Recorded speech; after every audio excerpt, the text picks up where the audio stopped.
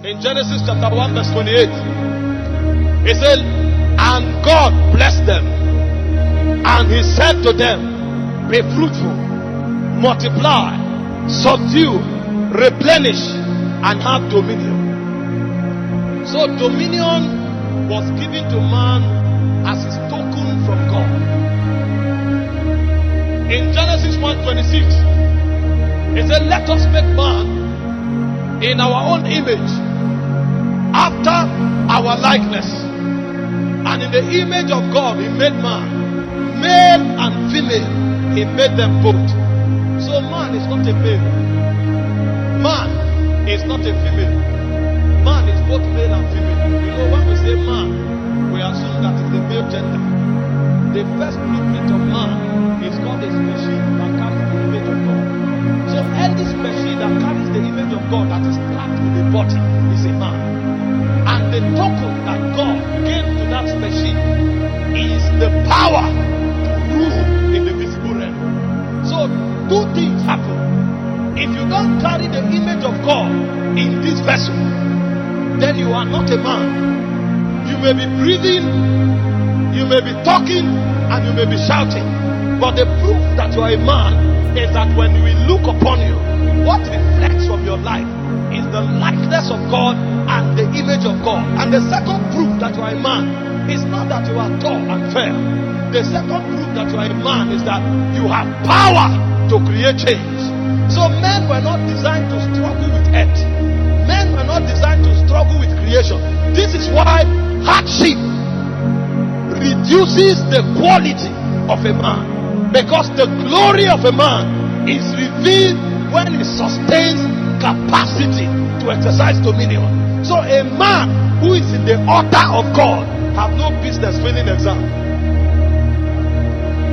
The moment he begins to fail exam, it means he is falling from the realm of dominion.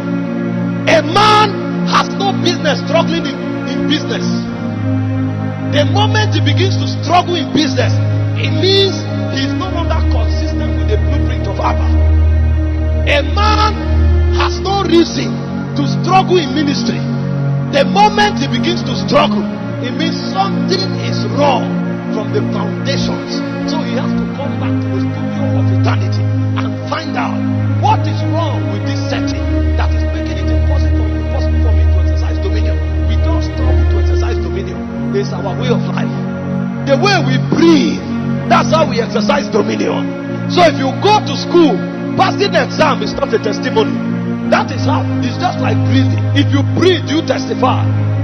Jesus sent 70 men out, and they went, they said, demons were subject to us. And he said, rejoice not that demons are subject to you. You are a creature of dominion. The reason you should rejoice is that you have a stake in Zion. The testimony is not that you conquered. The testimony is not that you won. The testimony is not that you rule. Ruling and conquering is a byproduct of your existence. But you see, because we are falling from dominion, the things that should be natural to us are the things we clamor about. So if I pray here now and the deaf ear opens, suddenly I start feeling like an apostle.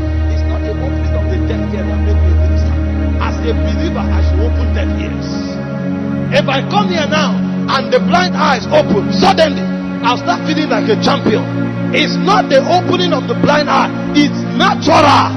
When the church steps into dominion, we can be doing what we are doing and somebody has a challenge, the demon is screaming there. The pastor doesn't need to start shouting from the altar, get out.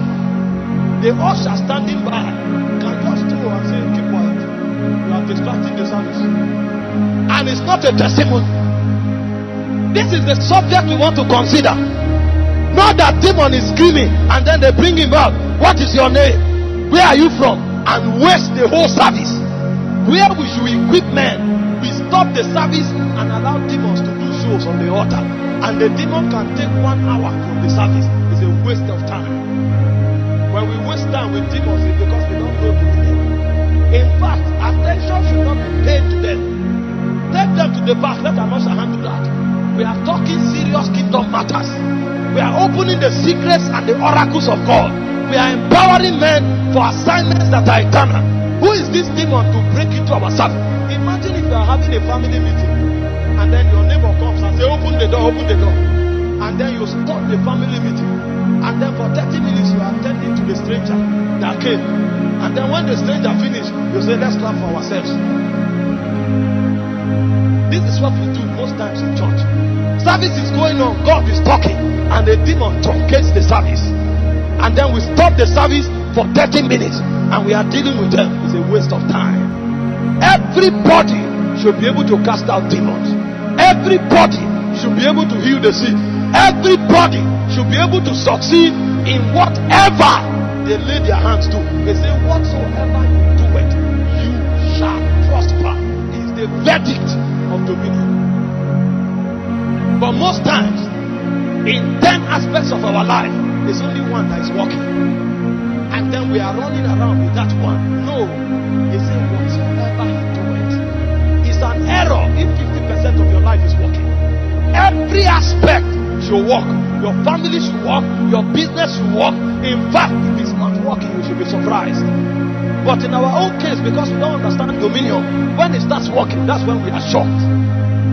It's to show you the level to which we are falling. When it doesn't work, that's when we should be surprised. But we are in a generation when it's working, that's when we are surprised. If one dominion feat is carried out in the service, the whole church goes agog. The whole church. Meanwhile, in the early church, they were so busy with prayer and the ministry of the word that they didn't want to distract themselves with healing the sick. So they arranged them on the streets. When they are coming out of service, anyone that their shadow fall on the sick is not part of the miracle service. They went to interact with God. They went for intimacy. They went for intercourse. When they finish what they are doing, then they come and as they are storing on the sick are being healed and they go home. These were men that understood dominion. Why is dominion so far from us? Why does it look as if it's alien to us? Why does it look as if only few superstars can carry out certain feats in the body of Christ? Because only few men are paying attention to the requirements of dominion. Every other person comes to receive.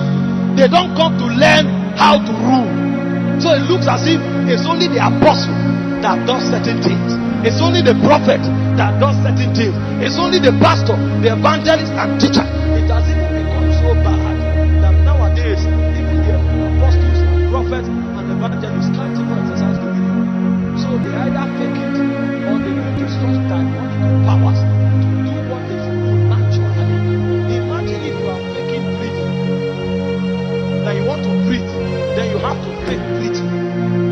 Breathing that should come natural to you. You are now faking breathing. Or you need to consult a native doctor to empower you to breathe. It either means you are very sick or you are dying. But that's the state of many people.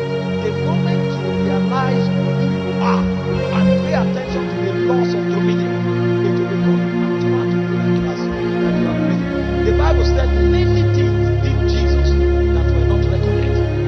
It said if they were recorded, there is no volume of books in the world that would have contained it. So they decided to just gather a few things to make you believe. If they told you what Jesus did, the miracles themselves, thank you very much, will become a distraction. Because they say all the volumes of the book in the world will not be able to contain it. So Jesus wakes up, carrying out miracles from morning to night. It was natural that they could do it.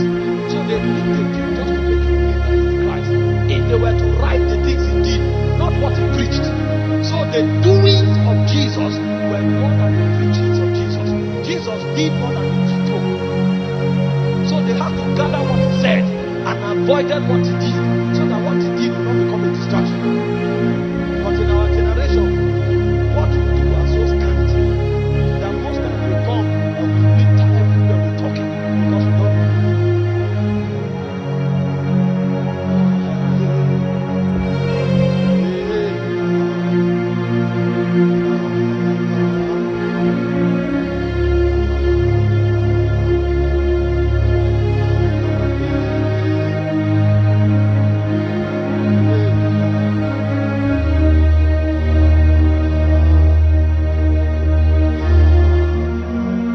The things I want to share with you, it will task you.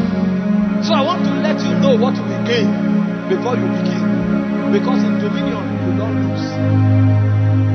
You see Christians in school, they are having to sleep with lecturers to pass exam. Because they don't know the name. The Bible said the king had a dream. And he woke up in the morning. He needed an interpretation to the dream. He won't even as much as tell them the dream. And Daniel said, wait, there is a God that reveals secrets. And Daniel will go home and come back from home and tell the king the dream he dreamt. And he will tell the king what the dream means. So you can, from your house, travel into the dream of your king. These were the realms, these were walking. And I know what I'm telling you by experience. I'm not telling you what I learned in the book. When I was in school, I won't tell you what I did because you kill yourself. But when I carry my book, I know where the questions come from. Most times I summarize, I take a textbook of 300 pages. I open, I know exactly where the lecturer will choose the questions. And then I summarize it. Students come to school to collect my summary. On exam day, go to where they photocopy. My handwriting is everywhere. They photocopy the summary, they dump their textbook and read the summary. And when they go into the exam hall, 4 out of 6 questions come from there. I was very busy in school that most courses, it is on the exam day I open it.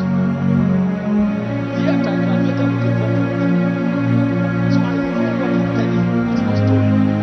There is a realm of dominion we enter that we need to tap into the mind of your supervisor. So before he comes to tell you what he wants to tell you, you know where he's coming from. There's a realm of dominion. When I stepped into ministry, they say, for you to succeed in ministry, you must be on 5 generations. I say 5 generations. I don't have an speaking tongues. Does that mean it is my great grandchildren that will succeed in ministry? No, I won't allow the warfare for them. This man is a warrior. Whatever it takes, your 5 generations, 1 generation can do it. And the way to do it is to forget about your earthly genealogy and connect to your spiritual genealogy. So my father may not be a preacher, but I know I am on the order of Enoch. So if I can connect to him in the spirit, I will tap into a genealogy that is older than my ancestors. I don't need to have a 5-generation preachers to be able to succeed. You enter into business, they tell you don't prosper in Calabar. What do you mean that? I don't know what you are telling me. You are telling the story among men. I live among spirits. And where I came from, they don't know failure. We don't know how failure works. Because the Bible told us that there was darkness, deep darkness upon the earth. And God said, let there be light. Because when the God wants to work, he doesn't need to make talks. When a God is talking, he's walking. What do we do by 20